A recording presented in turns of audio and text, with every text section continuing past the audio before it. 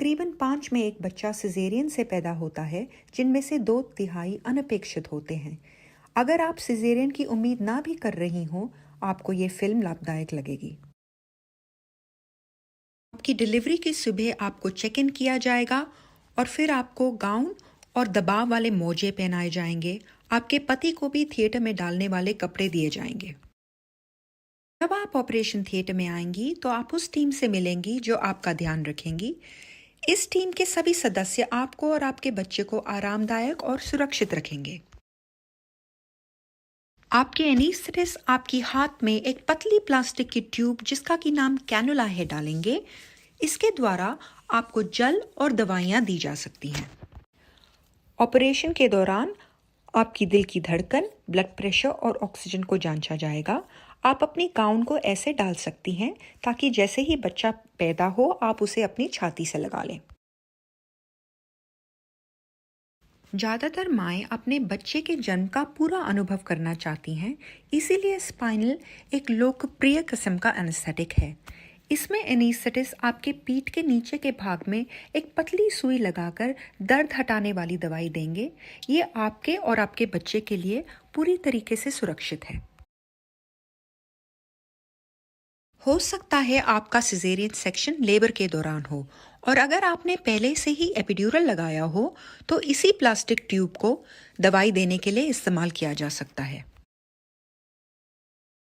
Spinal या तो बैठ के या किनारे में लेटकर लगाया जाता है। आपकी पीठ को एक ठंडे सॉल्यूशन से साफ किया जाएगा और फिर एक पतली सुई का इस्तेमाल किया जाएगा जिससे आपकी त्वचा नम हो जाएगी।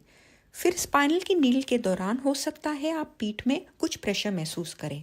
अगर किसी टांग में झंझनाहट सी महसूस हो तो अपने एनेस्थेटिस्ट को बताएं।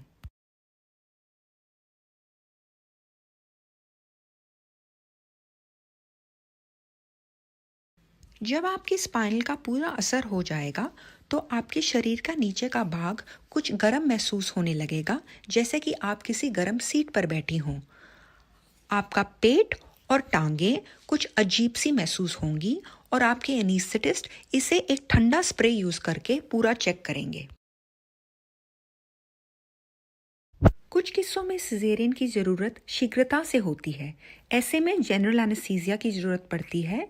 ये तब भी इस्तेमाल किया जा सकता है जब आपके लिए एपिड्यूरल और स्पाइनल सही ना हो या फिर आप चाहती हों कि आपको सुलाया जाए।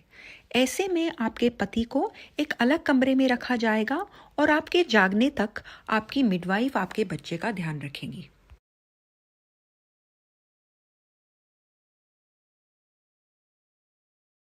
आपकी और आपके बच्चे की सुरक्षा हमारे लिए सबसे महत्वपूर्ण है और हम ये पूरी कोशिश करेंगे कि आप हर चीज़ को अच्छे से समझें।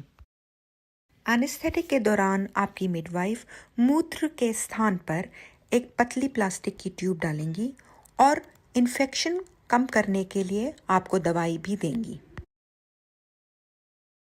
एनेस्थीसिया के वजह से आपका ब्लड प्रेशर या रक्त का दबाव कम हो सकता है, जिससे कि आपको उल्टी महसूस हो सकती है। ऐसा होने पे आपको दवाई दी जाएगी।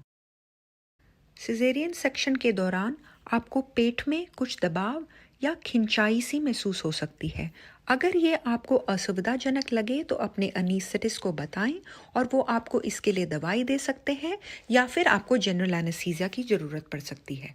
आपके बच्चे के पैदा होने के बाद अगर सब ठीक हो तो आप अपने बच्चे को गोद में ले पाएंगी। आपको ऐसी दवाइयाँ दी जाएंगी ताकि गर्भाशय से रक्त की ज़्यादा हानि ना हो और दर्द भी कम हो।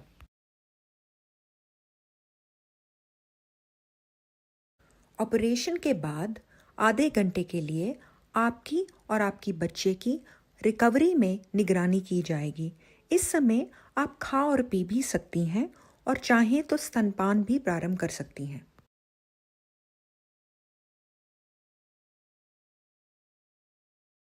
जब आपकी सब जांचें साधारण हो जाएं, तो आपको वार्ड भेजा जाएगा। आप दर्द बंद करने की दवाइयों को निरंतर आधार से लेती रहें। अगर आपका ऑपरेशन प्लान था तो हो सकता है आप उसी दिन कुछ घंटों के बाद बिस्तर से बाहर निकल पाएं। अलग अलग समय पे आपके हाथ की प्लास्टिक की ट्यूब और मूत्र के कैथेटर को निकाला जाएगा। जब आपका बच्चा ठीक से दूध पीने लगे और आपका दर्द कम हो तो आप घर जाने का सोच सकती हैं। आपको